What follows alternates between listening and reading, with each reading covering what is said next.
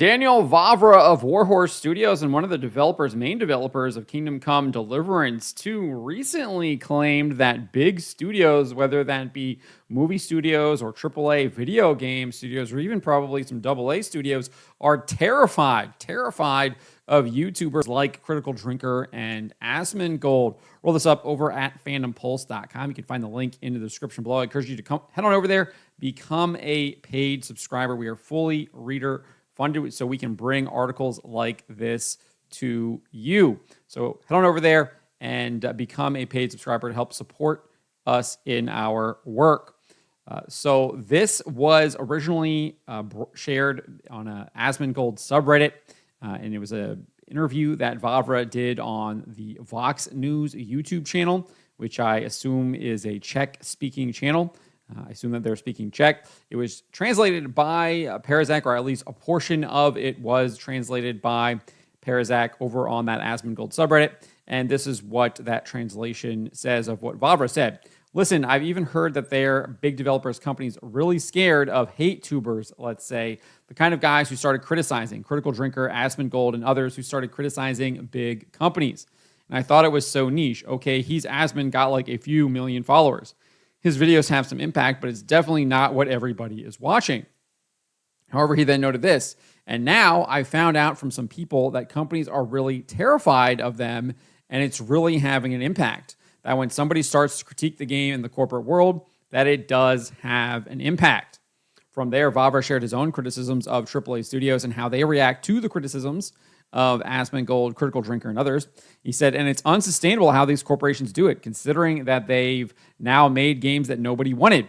And they even said it when those gamers started complaining that they didn't like it, they didn't want that kind of game, and the developers started telling them that they were stupid and that it wasn't a game for them, which is completely bizarre that you're insulting your own customers. Obviously, this is something that I've been saying for the better part of a decade, going all the way back when I was the founder and owner of Bounding Into Comics, and then the editor-in-chief of Bounding Into Comics, and then the editor-in-chief at That Park Place, and now obviously here at Fandom Pulse. Been saying this for a very, very long time, whether that be with comics, whether that be with movies, whether that be with television shows, whether that be with video games.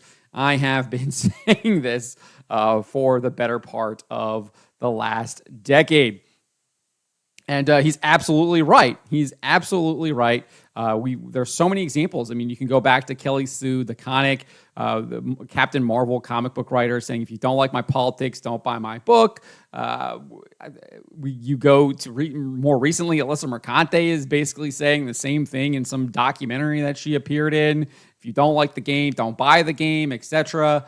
There's a bunch of other examples of people saying that if you don't like it, just don't buy it. Well, challenge accepted. We are not buying it anymore, and we have a plethora of examples of that. I mean, just look at last year and how many games completely and utterly failed after we as gamers sniffed them out as woke. Concord, Suicide Squad, Kill the Justice League, Star Wars Outlaws, Dragon Age: The Veilguard, Tales of Kinzera's Out, Unknown 9 Awakening, Flintlock, The Siege of Dawn, Dustborn, Life is Strange, Double Exposure, and there are a bunch of others as well. Those are just a few examples. You can go back to 2023 and look at Saints Row and Forspoken. Those studios that built those games don't even exist anymore. Volition no longer exists. Shut down by Embracer Group. And then just looking ahead to next month, we've got Avowed, we've got Assassin's Creed Shadows. Later on in the year, we got Fables, Split Fiction, Dispatch, Outer Worlds 2, and Borderlands 4. And then potentially after that, we look at The Witcher 4 and what they're doing to Ciri, clearly pushing the feminism in that game. I think that is very obvious based on the trailer, based on all the things that we have seen from the developers over there at CD Projekt Red, and everything we've seen that CD Projekt Red has done within the past couple of years. And then obviously Naughty Dog's Intergalactic, The Heretic Prophet, is on there as well. And then there's also concerns about Grand Theft Auto 6 and how that is going to be pushing all kinds of woke ideologies, whether that be feminism, whether that be transgenderism, etc., trying to show those things as something that is good rather than lampooning it, mocking it, making it clear that that is not something that is good. So Daniel Vavra saying that these studios are afraid, and I think that we see that they should be, and they probably should be more afraid than what they are, because we are indeed having a huge impact on these developers. As I said, Volition doesn't even exist anymore because people just decided not to purchase Saints Row. I think Ubisoft is definitely in trouble. They are in huge trouble. They had how many failures last year? Not just Star Wars Outlaws. They delayed Assassin's Creed Shadows from November to February, and they spent at least another 20 million euros for developing that game. Are they even going to recover those costs? Look at Skull and Bones. There's rumors that game cost between $650 and $850 million over the last 10 years to develop, and I don't even think there's 3,000 people. I don't even think it peaked at 3,000. It's been a while since I looked at that, but it did not do well. There's rumors that they shut down their Prince of Persia, the Lost Crown team. We're moving people around. We've started seeing them laying off people over the course of the year. They're shutting down They're shutting down X Defiant.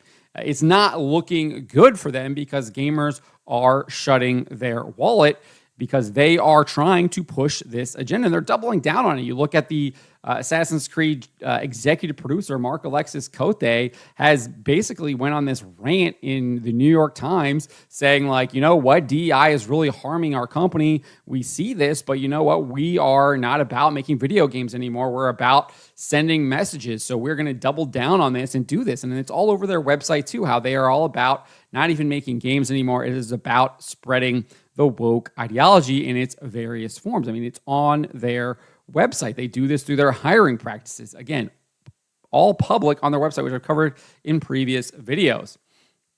Microsoft is the same way. Fable is coming up. It's likely not going to do well. Avowed is a Microsoft game.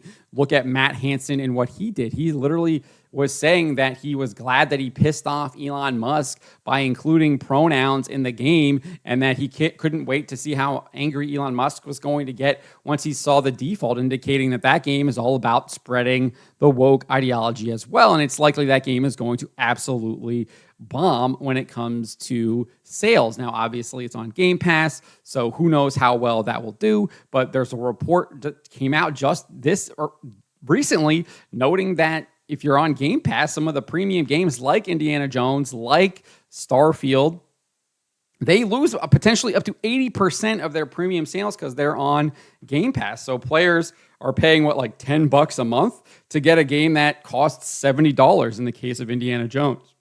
So that is a huge difference. And who knows how they are calculating whether that game is profitable based on Game Pass. Maybe they do some kind of calculation with time played or something like that, determines whether or not that might have translated into a purchase. But at the end of the day, numbers are numbers. And if you want to make that up, you got to get that person to actually pay $70, which would be 7 months at least of Game Pass. And are people actually doing that? What's the churn look like, etc.? We do know that they have 34 million subscribers, at least as of February last year. So unclear if that's gone down or if that's gone up. Obviously, at the minimum $10, it's still $340 million a month. But then again, you're looking at development costs for games like Starfield, like Indiana Jones. Is that actually covering the costs of those games based on the metrics that they see?